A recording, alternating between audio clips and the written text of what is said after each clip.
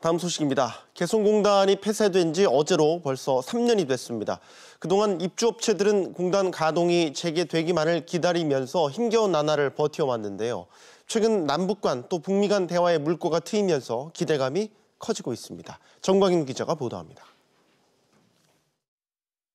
더 이상 개성공단 자금이 북한의 핵과 미사일 개발에 이용되는 것을 막고 우리 기업들이 희생되지 않도록 하기 위해 개성공단을 전면 중단하기로 하였습니다.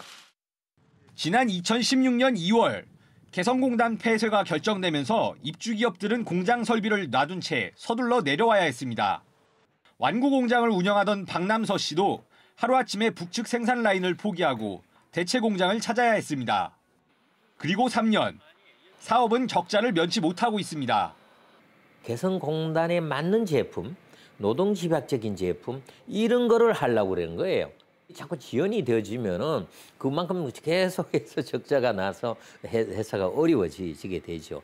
개성공단이 곧 열릴 듯 하다 보니까 시설 투자를 못한 거예요. 개성공단 기업협회에 따르면 입주기업 3곳 중 1곳은 공단 폐쇄 이후 매출이 급감했거나 아예 휴업 중입니다. 이들은 자금난과 거래처 이탈을 경영난의 가장 큰 이유로 꼽았습니다. 시간이 필요하잖아요. 짧게는 3개월, 길게는 6개월, 1년이 걸리다는 얘기예요. 그동안에 이미 바이어는 다 떠났어요. 업체들이 오히려 안 한 업체보다 더 어려움이 결과적으로 더 커졌다. 이게 참 우리 입주기업들의 현 주소다. 남북 관계가 널뛰기를 하는 사이 개성공단 입주업체들은 지금까지 모두 7번에 걸쳐 방북을 신청했습니다. 문재인 정부 출범 이후 북한과의 대화는 재개됐지만 공단이 언제 다시 열릴지는 불투명합니다. 입주기업들은 시설 점검만이라도 할 수 있게 해달라고 요구하고 있습니다. SBS CNBC 정광윤입니다.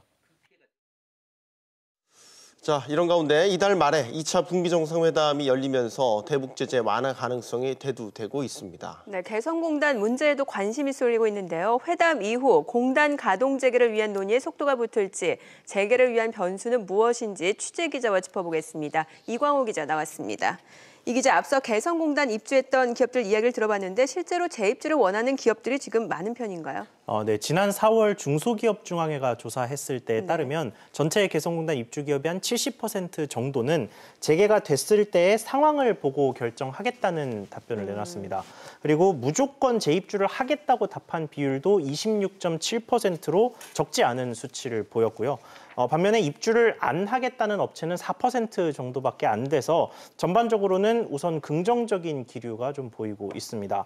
아무래도 앞서 보셨던 것처럼 개성공단에 있을 때 이 북한의 저렴한 인건비를 이용한 노동집약적인 사업을 많이 꾸리다 보니까 다시 개성공단을 바라볼 수밖에 없는 상황인 것으로 해석됩니다. 네, 자, 개성공단 문이 다시 열리는 데는 아무래도 이제 북미 간 협상이 관건이 될 전망인데 2차 북미 정상회담 일정 확정됐죠? 네, 그렇습니다.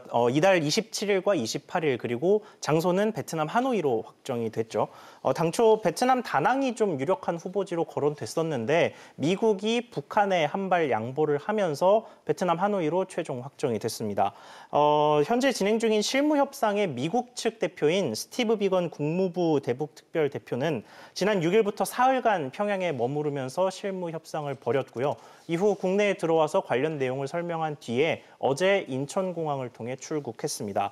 양측 실무진, 그러니까 북미 실무진은 2차 북미 회담에 앞서서 한 번 더 만나서 추가 실무 회담을 벌일 예정입니다. 네, 이번 2차 북미 정상회담에서 개성공단까지 논의될 수 있을까요? 아무래도 개성공단은 그 자체의 경제적인 의미로나 아니면 남북 관계의 확실한 개선을 보여주는 어떤 상징적인 의미로나 양쪽에서 모두 의미가 있는 사업입니다. 그러다 보니까 이번 협상 테이블에 오를 가능성은 충분하다는 게 전문가들 의견입니다만 우선순위에서는 다소 밀린다는 분석입니다. 일단 북측 입장에서는 다른 대북 제재 완화가 우선이고 개성공단은 당장 급한 문제는 아니라는 건데요. 전문가 이야기 들어보시죠.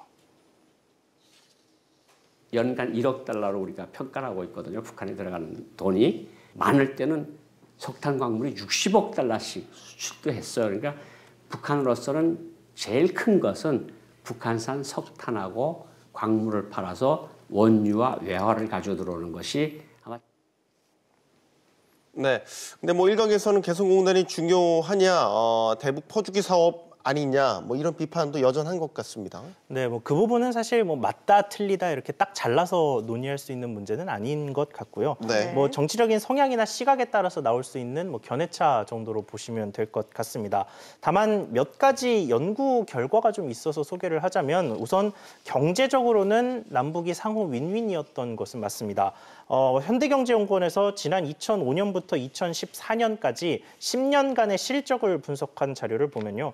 남한에서는 32억 6천만 달러의 내수 진작 효과를 냈고 북한은 3억 8천만 달러의 외화 수입을 올렸습니다.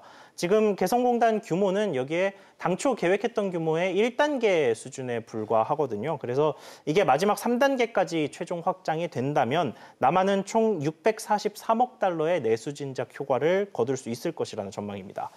또 국책연구기관인 KDI 역시도 남한 기업의 기술과 자본이 북한의 저렴한 인력과 상호보완적으로 잘 맞았다면서 개성공단 입주 기업의 연평균 매출 성장률이 8.4% 그리고 영업이익은 연평균 11%씩 성장했다고 집계하기도 했습니다. 네, 이강우 기자 수고했습니다. 잘 들었습니다.